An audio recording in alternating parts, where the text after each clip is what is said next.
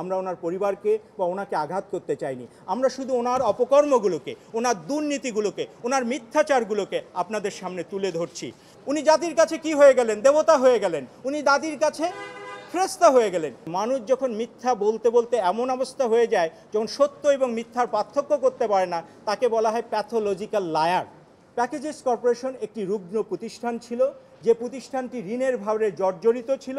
সেই প্রতিষ্ঠানটিকে, যে প্রতিষ্ঠানটির মালিককে ডক্টর মোহাম্মদ ইউনূস এবং তার পিতা এবং তার ভাইরা, এই প্রতিষ্ঠানটিকে ব্যাংক্রাপসি অর্থাৎ দেউলিয়া হওয়ার হাত থেকে বাঁচানোর জন্য গ্রামীণ ব্যাংকের অধ্যাদেশ ভঙ্গ করে ডক্টর মোহাম্মদ ইউনূস নিজে এই ব্যাংকটিকে লোন দিলেন এবং এই ম্যানেজিং চুক্তি করেছেন। আপনারা ব্যাংক কোম্পানি আইনও যদি দেখেন, সেখানেও সুস্পষ্ট বলা আছে ম্যানেজিং ডিরেক্টর তার কোনো নিজস্ব প্রতিষ্ঠানের সাথে চুক্তি করতে পারে না, লোন মৌকুব করতে পারে না, সুদ মৌকুব করতে পারে না। ডক্টর ইউনূস এগুলো সব কিছুই করেছেন। এবং একদিকে উনি কালকে একটা বক্তব্যে বলেছেন উনি দুঃখ পেয়েছেন, ওনার পরিবারকে আঘাত করা হয়েছে। আমরা ওনার পরিবারকে বা ওনাকে আঘাত করতে চাইনি। আমরা শুধু ওনার অপকর্মগুলোকে, ওনার দুর্নীতিগুলোকে, ওনার মিথ্যাচারগুলোকে আপনাদের সামনে তুলে ধরছি। উনি একদিকে এই চুক্তিতে একদিকে স্বাক্ষর করছেন কে? Doctor Mohammad Yunus, managing director Grameen bank.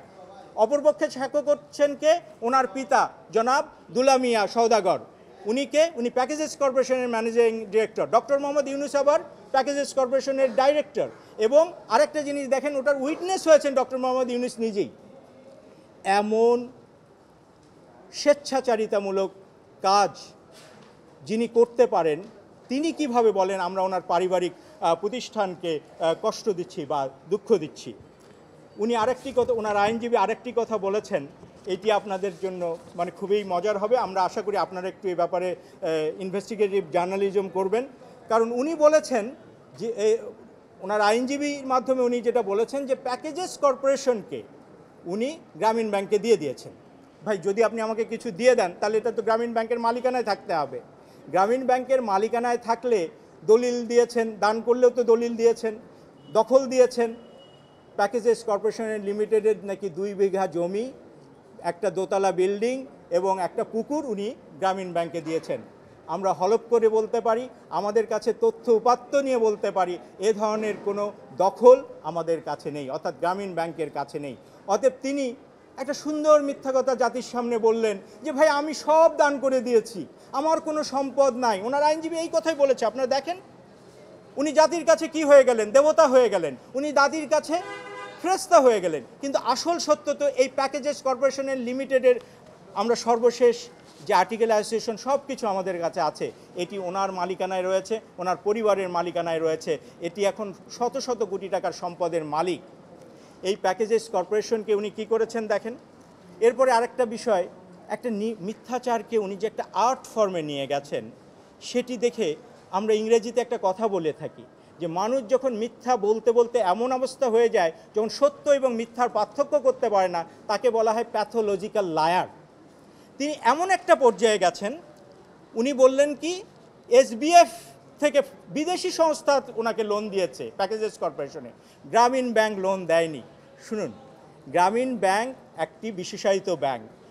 গ্রামীণ ব্যাংকে ফান্ড এসেছে সরকার থেকে, গ্রামীণ ব্যাংকে ফান্ড এসেছে জনগণের তার সদস্যদের কাছ থেকে, গ্রামীণ ব্যাংকে ফান্ড এসেছে বিদেশি সংস্থা থেকে।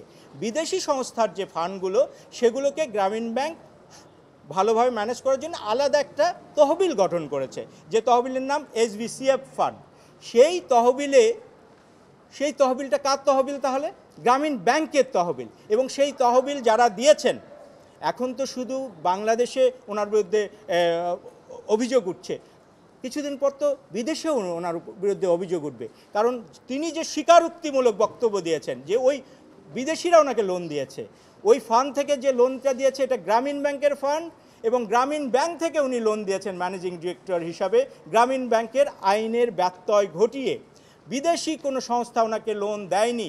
বরঞ্চ আপনারা আমাদের প্রেস রিলিজে এই ব্যাপারে আমরা ডিটেলস দিয়েছি যে অন্যান্য আরও বিভিন্ন ফান্ড কীভাবে তসরুপের কারণে ওনার বিরুদ্ধে দাতা সংস্থাদের কাছ থেকে অভিযোগ এসেছিল।